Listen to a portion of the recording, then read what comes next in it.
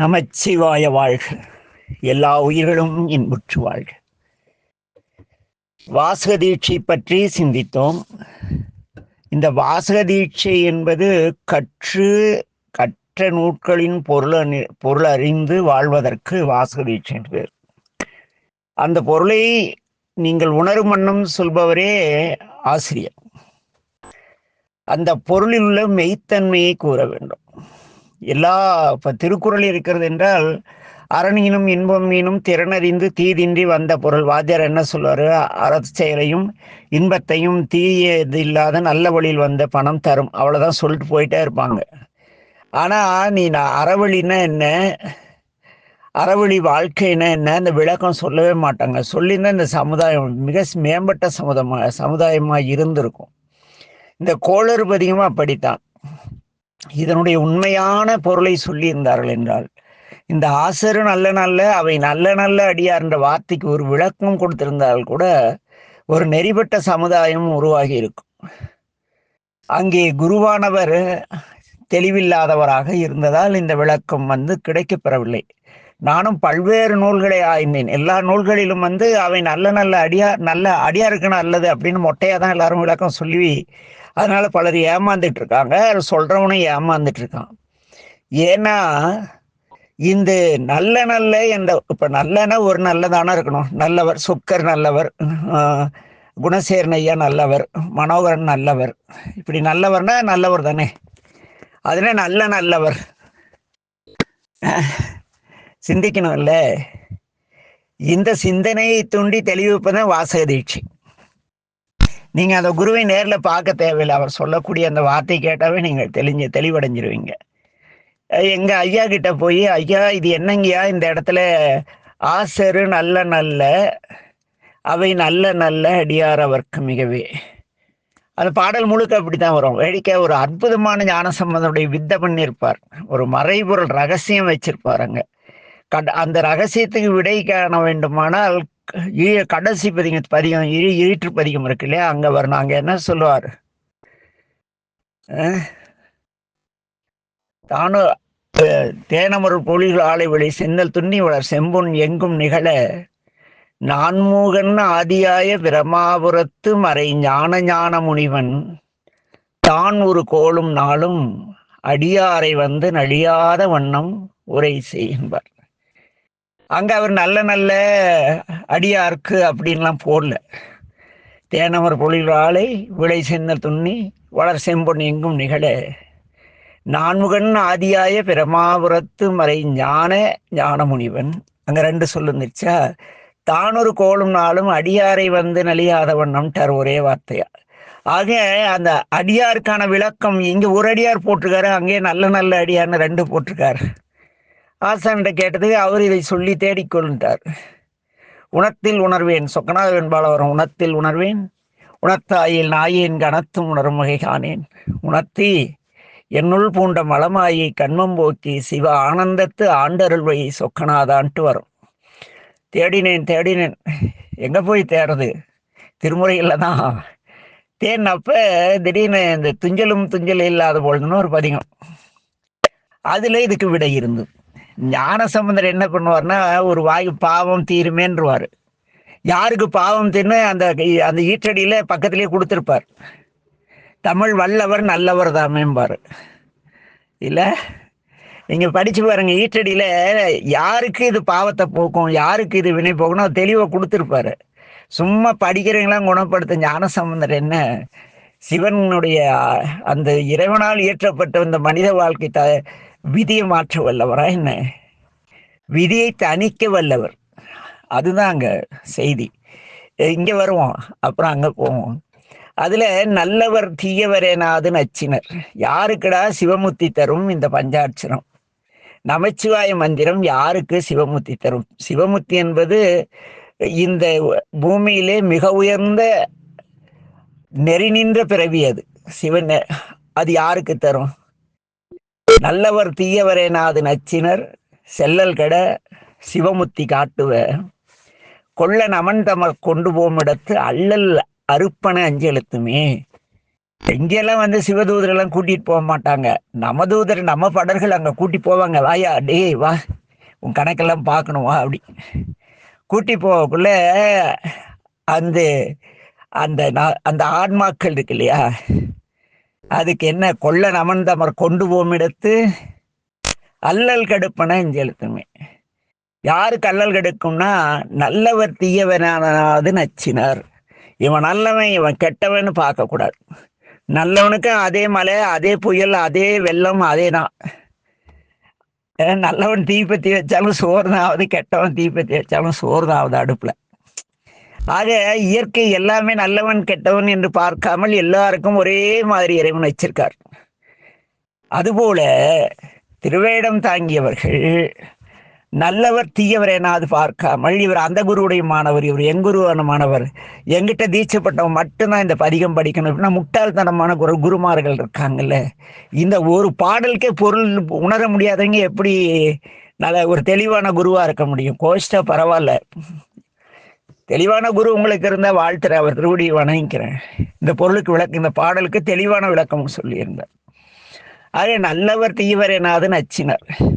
இவன் நல்லவன் இவன் கெட்டவன் பார்க்கக்கூடாது.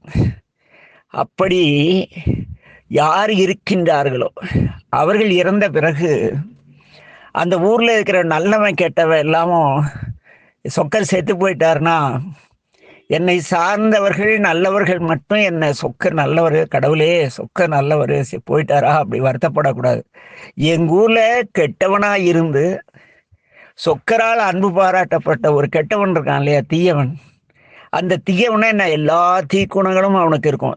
தீக்குணம்னா தீ பற்றியதை பற்றினால் எவ்வாறு எல்லாவற்றையும் அழிக்கிறதோ அதுபோல இவன் குணம் வந்து இவன் கூட சேர்ந்தவை எல்லாரையும் அழிக்கும். அவனுக்கு தீயவர்னு பேரு. நல்லவர்னா அவன் நல்லவனா இருப்பான், அந்த அவன் கூட இருக்கிற எல்லாரையும் நல்ல வழியை கூட்டி போவான். அதுதான் நல்லவர் தீயவர் எனாது நச்சினர். இவன் நல்லவன் இவன் கூட பழகலாம், இவன் கெட்டவன் இவன் கூட பழகக்கூடாது. அப்படியெல்லாம் இல்லாம எல்லாரிடத்திலும் அவன் ஒரு ஆன்மா பாகுபாடற்ற அன்பு காட்டுகிறதோ அந்த உயிர்களை இறைவன் கொண்டு செல்லும் பொழுது, அந்த செத்து பாடையில போறோம்ல, தேர்லயோ பாடையிலயோ போகும் பொழுது அந்த ஊர்ல இருக்கிற எல்லாருமே அடடா சொக்கரா நல்ல மனுஷப்பா செத்து போயிட்டாரு, கடவுளே அவருக்கு மறுபடியும் இது ஏதோ ஒரு நல்ல அருள் செய், அவரும் திருவடியில சேர்த்திக்கன்னு நல்லவன் கெட்டவன் எல்லாம் சொன்னாதான் நமன் படர் கொண்டு போகும் இடத்து என்ன பண்ணணும், பஞ்சாட்சரம் வந்து அந்த யம படர்களால் ஏற்படக்கூடிய அல்லல் கெடுக்கும். அல்லல்ங்கிறது உயிருக்கு வரக்கூடிய வேதனை. உடல் தான் இங்கே கடந்து போயிடுச்சு இல்லை, அந்த உயிருக்கு வரக்கூடிய வேதனையை கெடுக்குமா. இதை படிச்சதான் புரிஞ்சுது. ஓ, நல்லவனும் ஒரு அடியார நல்லவன்னு சொல்லணும், கெட்டவனோ நல்லவர்னு சொல்லணும் அந்த அடியார. அப்படிப்பட்டவர்களுக்கு அந்த என்ன பண்ணும், நல்ல நல்ல அடியார் அவருக்கு அவர் மிகுந்த நன்மைகளை செய்யும். வேயிர் தோழி பங்கன் விட முண்டகண்டன் மிக நல்ல வீணை தடவி மாசறு திங்கள் கங்கை முடிமையில் அணிந்தன் உடமே புகுந்த அதனால் அவர் உள்ளம் புகுந்தனா நீங்க நல்ல நல்ல அடியார் ஆயிடுவீங்க, நல்லவர் தீயன பார்க்காத நிலை அடைஞ்சிருவீங்க என்று. நல்லவன் தீயவன் அந்த குருவுடைய மாணவர், அவர் அந்த திருக்கூட்டம் இவர் இந்த திருக்கூட்டம். ஒரு நாமக்கல்ல எல்லா ஊர்லயும் ஒரு ரெண்டு திருக்கூட்டம் இருக்கிற பக்தர்கள் குழப்பி இவங்க சம்பாதிக்கிறாங்க. இதுங்கெல்லாம் தேராது. ஞான சம்பந்தர் சொல்றாரு, நல்லவன் தீயன்னு பார்த்துட்டீங்களா, அவன் எனக்கு வேண்டிய வேண்டாம்னா முடிஞ்சு போச்சு கதை. என்ன எல்லா திருக்கூட்டத்திலையும் 2 கூட்டம் 3 கூட்டம், ஒரு ஊருக்கு 3 பேர். எவனோ ஒருத்தன் ஒரு ஆள் சம்பாரிச்சிட்டுமா, திருமேனியை வச்சு பூஜை பண்ணி சம்பாதிப்பான், இவன் பிள்ளையை வச்சு சம்பாதிப்பானா, இவன் அப்பா அம்மா வச்சு சம்பாதிப்பானா. ஆனா நம்ம பெருமானை வச்சு சம்பாதிக்கலாம் சாமி. அம்மையப்பான்னு பாடிட்டு அம்மையப்பாவை கொண்டு போய் அலங்காரம் பண்ணி உட்கார வச்சுட்டு சம்பாதிக்கிறான் பெருமானே. இறைவா, இவங்க பின்னால ஒரு திருக்கூட்டம் போயிட்டு இருக்கு. இதையெல்லாம் தெளிவித்து, இதெல்லாம் இல்லை, நீ இப்படி வாழ வேண்டும், நல்லவர் தீயவர் எனாது எல்லாருக்கிட்டையும் சமமாக பழகினால் கோள்கள் உனக்கு நல்லது செய்யும், இந்த 31 நாட்கள் உனக்கு நல்லது செய்யும், திருமால் முதலாகிய தேவர்கள் நன்மை செய்வார்கள், கொடிய விலங்குகள் கூட உன்னிடத்து அன்பாக இருக்கும் என்றெல்லாம் அந்த கோளறுபதியத்தில் நாம் கோளறுபதியம் விளக்கம் சொல்ல இங்க வரவில்லை. ஆகவே சுருக்கமாக அதுபோல நமக்கு ஒரு வார்த்தையில என்ன பண்ணுவார், ஒரு அந்த மெய்ப்பொருளை உபதேசித்து நமக்கு என்ன செய்வார்? சிவஞானத்தை தருவார். இதுக்கு வாசக தீட்சைன்னு ஆகம தீட்சைன்னு வரும். என்ன இப்பெல்லாம் விற்கிறாங்கல்ல கூவி கூவி, சைவ தீட்சை, சிவ தீட்சை, நிர்வாண தீட்சை, அந்த தீட்சை, இந்த தீட்சைன்னு. அதெல்லாம் வேற. அதுக்குரிய அடுத்த பதிவில் தரேன். ஏன்னா முதல்ல தீட்சைனா என்னன்னு தெரியாத இதை சொன்னா நீங்க ஏத்துக்க மாட்டீங்கல்ல. அடுத்தது யோக தீட்சை. இது என்னன்னா, சீடனை அமைதியாக அமரச் செய்து தன்னுடைய யோக நிலையில் தானும் அமர்ந்து தனக்கு இறைவன் கொடுத்த ஆற்றல் அனைத்தையும், அந்த நல்ல குணங்களை எல்லாம் சீடர்களின் இதயத்தில் சென்று அனுகிரகம் பண்றது. அப்படியே உட்கார்ந்து அமைதியா உட்கார்ந்து, எல்லாம் அமைதியா உட்காரும்பா. இங்கே அமரகுந்தி டியூஷன் சென்டர்ல நாங்களாம் அப்ப டியூஷன் நடத்தினப்ப 1996களில் எல்லாம் அமைதியா உட்காருங்க, அமைதியா, சிவாய நம ஓம் சிவாய நம, பீஸ் பீஸ், அமைதி அமைதி அமைதி அமைதி. கடைசியில எல்லா இந்த உலகத்திலே நாளைய பொழுது எல்லாருக்கும் நல்லா இருக்குன்னு சொல்லி முகம் துடைத்து விழிக்கும் பொழுது ஒரு புது பிறவி கிடைக்கும். அந்த பிள்ளைகள் எல்லோரும் இந்த சிறந்த வாழ்க்கை வாழ்றாங்க. ஆச்சரியமான விஷயம். நல்ல சிவ பக்தர்களாக, தொண்டர்களாக இருக்கு. அடியார்களாக இல்லை. அடியார்னா யாருன்னா, ஒரு கட்சியில இருந்துகிட்டு கவுன்சிலரு, எம்எல்ஏ, எம்பி இப்படி ஆகி கட்சிக்கு கெட்ட பேரை தேடி வச்சுக்கிட்டு கட்சியின் கொள்கைக்கு புறம்பாக வாழ்றான் பாரு. இப்ப இருக்கிற கட்சிகளை சொல்ல, நல்ல கட்சிகள்ல கூட சரியான இந்த தொண்டர்கள் எல்லாம் உண்மையான தொண்டர்கள் கொடிமரம் நடுவான், போஸ்ட் ஓட்டுவான், அமைதியா தலைவனை வாழ்த்திக்கிட்டு இருப்பான். இதுங்கெல்லாம் என்ன பண்ணும்? இங்க இந்த இடத்துல சிவனடியார்னே சொல்லல, அடியார்னா சொல்றேன். ஏன்னா சிவன் அடியார்னா சிவபெருமானுக்கு அடிமை செய்பவர் யாரு? கூடும் அன்பில் கும்பிடுதலே அன்றி வேறு ஒன்றும் வேண்டா தன்மையர். இறைவனிட்ட போய் கோளறு பதிகமோ, பொன் பெற்ற பதிகமோ, பொருள் பெற்ற பதிகமோ, எந்த பதிகமும் படிக்க மாட்டாங்க. சாமி உங்களை தினம் கும்பிட்டா போதும் சாமி, அவ்வளவுதான். அவங்க போய் நின்னா கலந்துருவாங்கல்ல. தென்னா என்ன முன்னும் தீசேர் மெழுகப்பாய், தென்னாடுடைய சிவனையே போற்றி சொல்லும் பொழுது அந்த பக்குவான்மா என்ன பண்ணுமா, தென்னாடுடைய சொல்லவே முடியாது. அதனால தென்னாங்கக்குள்ளவே மெய்தான் அரும்பி விதிர் விதித்து அந்த நிலைக்கு போய் கண்ணீர் தரும்பி வெதும்பி உள்ளம் என்ன பொய்தான் தவிர்த்து உள்ளத்துல போய் தவிர்ந்துடுமா. தென்னாடுடைய சிவனையில அது இந்த தென்னா சொல்லக்குள்ளவே பொய்தான் நெஞ்சம் உள்ளம் பொய்தான் தவிர்த்து கைகள் நெகிழ விடும் தன்மைக்கு போயிடும் அந்த ஆன்மா. இதை தெளிவித்து உணர்த்துபவர் தான் யோக தீட்சை செய்பவர். என்ன சைவம் கூறும் தீட்சைகள் இதுதான் சிவருமா. அடுத்ததாக இன்னொரு மிகப்பெரிய செய்தி இருக்கிறது. இந்த தீட்சைகளின் நாயகம் என்பார், இந்த தீட்சைகளின் மணிமகுடம் என்பார்கள். அதற்கு திருவடி தீட்சை என்று பெயர். திருவடி தீட்சைனா குரு ஒரு 10,000 ரூபா குரு காணிக்கை வாங்கிக்கிட்டு சபையை கூட்டி, அப்பதானே பாக்குறவன்லாம் இவர் காலை தலையில தூக்கி வைக்க 10,000 ரூபா தருவான். சீடன் தலையில 2 காலையும் தூக்கி வைக்கிறதுக்கு பேரு திருவடி தீட்சை கிடையாது. இது புறவழியாக ஸ்பரிஷ தீட்சையும். புறவழியா என்ன பண்ணுவாங்க, தன்னுடைய கரங்களால் இறைவனுடைய திருவடியை தன் கரங்களில் இருப்பதாக நினைத்து கொண்டு மணிவாசகருக்கு அங்கே திருவடி தீட்சை செய்ததற்கான அந்த சிலா திருமே அந்த கருவறைக்கு பின்னால் இருக்கிற அந்த புகைப்படத்தை பார்த்தா தெரியும், அந்த சிலை பார்த்தா தெரியும். சிலைன்னு சொல்லக்கூடாது, அந்த அதை பார்த்தால் தெரியும். ஏன்னா அங்க சிலையெல்லாம் சொல்லக்கூடாது. பெருமானையும் ஞானசமுதர மணிவாசர் எந்த நிலையில் நின்று கொண்டிருக்கிறார், பெருமான் எப்படி அமர்ந்திருக்கிறார், என்ன செய்யறது பார்த்தால் இது புரியும். இது என்னன்னா புறவழியாக ஸ்பரிஷ தீட்சையாகவும் அகவழியாக யோக தீட்சையாகவும் அமைகிறது. அதாவது இது குரு செய்விப்பது இப்படி இறைவனுடைய திருவடி நம் கைகளில் இருப்பதாக நினைத்து கொண்டு நம் கரங்களை சீடனுடைய தலையிலே வைத்து, சீடன் மிகப்பெரிய சிவநிலையடவன் தன்னுடைய ஆற்றல் அனைத்தையும் சீடனும் பெறுவதற்கு அவருடைய கண்களை கூர்ந்து பார்த்து செய்வார்கள். அது வேற. அது அப்படியே உடம்பெல்லாம் ஒரு மாதிரி ஆயிடும். அதுக்கு பிறகு நீங்க மிக சிறப்பாயிடுவீங்க. அப்படி செய்வதற்கு திருவடி தீட்சைன்னு வரும். என்ன, வள்ளல் பெருமான் இருக்கார் இல்லையா? வள்ளல் பெருமான் எந்த வள்ளல்? கடையில் வள்ளல்ல, நம்ம வடலூர் ராமலிங்கம். அவர் வள்ளல்னா சண்டைக்கு வந்துடுவார் பெரியவர். ஒரு புத்தகம் போட்டாங்க, திருவருட்பான்னு போட்டு ஆசிரியர்னு போட்டு ராமலிங்க வள்ளல் அப்படின்னு வள்ளலார்னு போட்டிருந்தாங்க இந்த புத்தகத்தில் முன்பகுதியில். வேதாசல முதலியார் அதை கொண்டு போய் காட்டிய பொழுது அவர் அதை வாங்கி வள்ளல் போட்டு ஒரு டேஸ் போட்டு யாருன்னு கேட்டாராம். ராமலிங்கம் நானே, வள்ளல் யார்? சிவபெருமான் தான் வள்ளல் அப்படின்னாராம். அந்த வடலூர் ராமலிங்கம் பிள்ளை அவர் அப்படிதான் தன்னை சொல்லிக்குவார், சிவனுடைய பிள்ளை என்ற பொருளிலே. மேலை வானவர் வேண்டும் நின் காலை என் சிரம் கழிக்க வைப்பாயோ, சாலையை ஓங்கிய தனிகை வெப்பரனே வேலை ஏந்து கை விமலநாதனேன்னு இறைவன் கிட்ட வந்து என்ன சொல்றார்?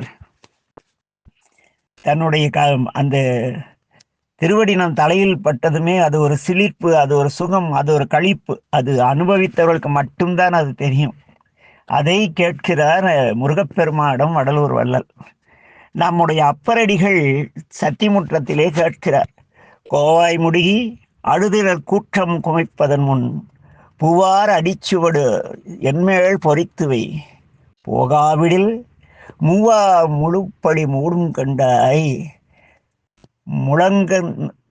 முழங்கும் தலைங்கை தேவா சத்தி சத்திமுற்றத்துறையும் சிவக்கொழுந்தேம்பர் இறைவா, உடைய போன்ற திருவடிகளை என்ன செய்யணும்? நீங்கள் வந்து உன்னுடைய அடிச்சுவடை என்மேல் பொறித்து வைக்க வேண்டும். இல்லையெனில் இந்த திருநாவுக்கரசன் இத்தனை நாள் பெருமானை சொல்லி பிழைத்து கொண்டான் என்ற அவச்சொல் வந்துவிடும், எனக்கு மீண்டும் பிறவி வந்துவிடும். ஏனெனில் உன்னுடைய அடிச்சுவடு என்மேல் இல்லை எனில் நான் பிறவிக்கு ஆளாகி விடுவேன். எனவே உன்னுடைய அடிச்சுவட்டை என்மேல் பூவார் அடிச்சுவடை பொறித்து வைம்பார். கேட்டதான் நிகழ்ந்தது நல்லூர்ல. அங்க என்னன்னு பாடுறார் அப்பரடிகள்? நனைந்தனைய திருவடியின் தலைமேல் வைத்தார் நல்லூர் எம் பெருமான் நல்லவாரே அப்படிங்கிறார்.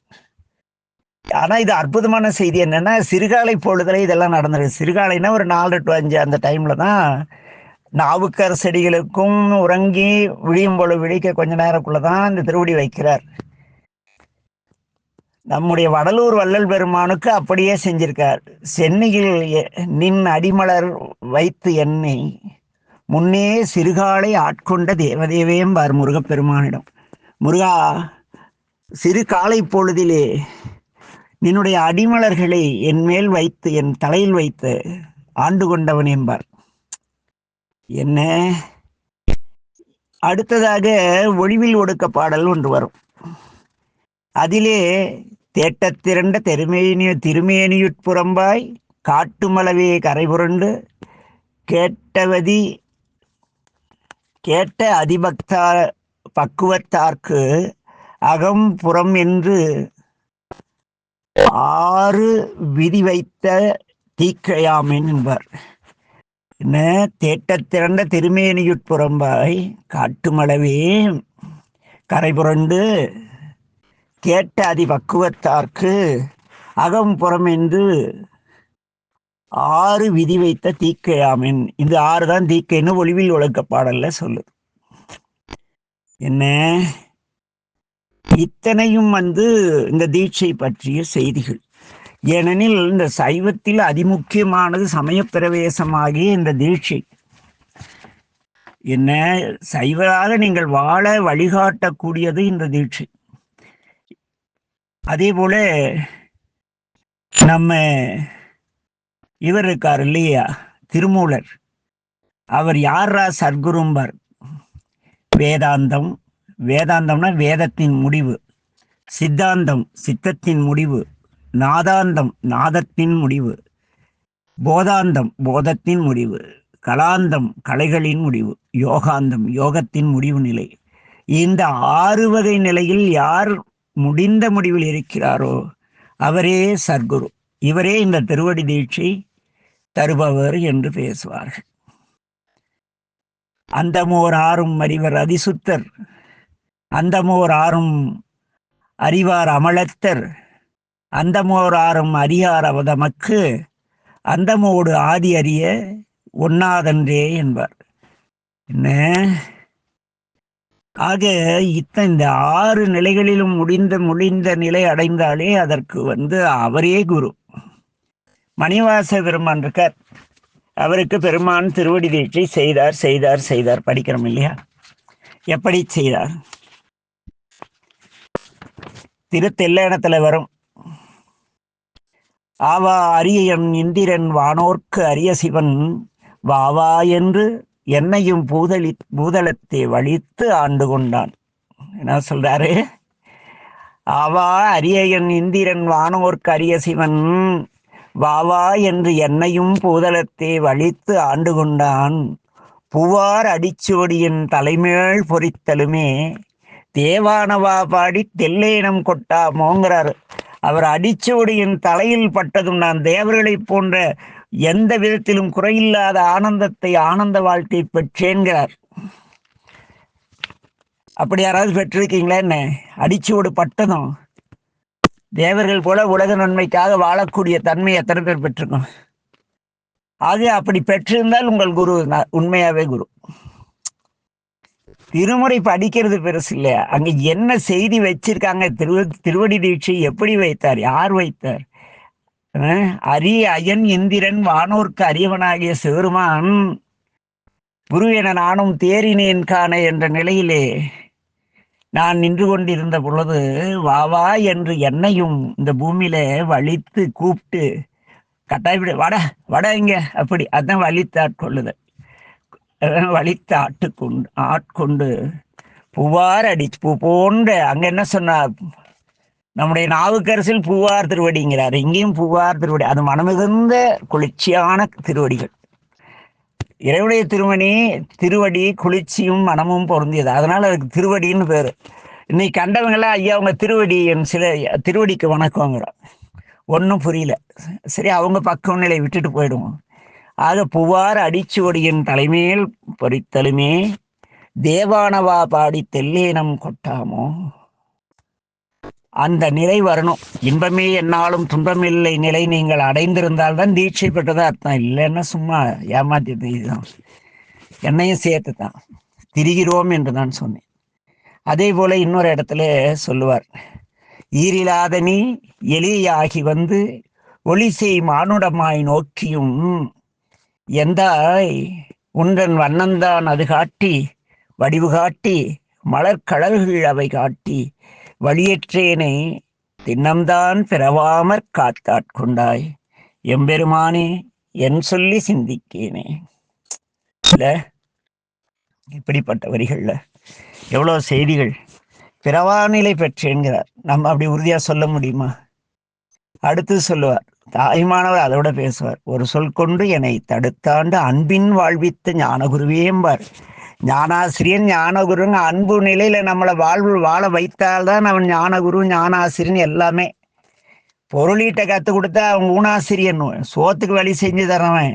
தாய்மானவர் சொல்றார், நான் சொல்ல சாமி, ஒரு சொல் கொண்டு என்னை தடுத்தாண்டு அன்பின் வாழ்வித்த ஞானகுருவேங்கிறார் தாய்மானவர். அடுத்ததாக இந்த திருவடி தீட்சை முடியும், இந்த தீட்சை பற்றிய விளக்க முடியும்னு ஒரு திருவாசம் நிற்கிறது. என்ன? உயுநெறி காட்டுவித்திட்டு ஓங்கார துட்பொருளை ஐயன் என கருளியவார் ஆர்வருவார் அச்சோவே. இந்த தீட்சை முகிழும் பொழுது நாம் உய்வதற்கான ஒழுக்கமிக்க அறவழி வாழ்க்கையை காட்டுவித்து ஓம்காரம் என்ற அந்த பிரணவத்தின் பொருளை இறைவன் நமக்கு உணர்த்தி அருளுவார் என்ற திருவாசகத்தின் வரியோடு இந்த தீட்சை என்ற இந்த தலைப்பிலே நாம் பேசியதை நிறைவு செய்கின்றோம். நாளை இந்த இன்னைக்கு விற்கிறாங்களே தீட்சை, சைவ தீட்சை, சிவ தீட்சை, நிர்வாண தீட்சை, விசேஷ தீட்சை, திருவடி தீட்சை, ஆச்சாரம்னு டுபா கூறுங்க, அப்படித்தான் சொல்லுவேன். ஏன்னா போலிகள், உண்மை அறிந்தவர்கள் மட்டுமே ஞானிகள். பெருமான் பேசுறால எம்போலும் போலிகளை அப்படிம்பார் இல்ல, திருமுறையில வருது இல்ல, நாவுக்கரசர் பாடுறாரு அந்த போலி, எம்போலும் போலிகளை ஆண்ட திருவடிகள்ங்கிறாரு. என்ன, நின் அடியாரில் ஏசப்பட்டேன்கிறாரு மணிவாசகர். திருநீரே பூச பெற்று நின் அடியாரில் என்னை யாராவது அடியான்னு சொன்னா என்ன திட்டுற மாதிரி இருக்கு சாமினார் மணிவாசகர். அவர் நிலை கடந்து விட்டோமா என்ன? அடுத்த பதிவிலே சிந்திப்போம். நமச்சிவாய வாழ்க. எல்லா உயிர்களும் இன்புற்று வாழ்க. திருச்சிற்றம்பலம்.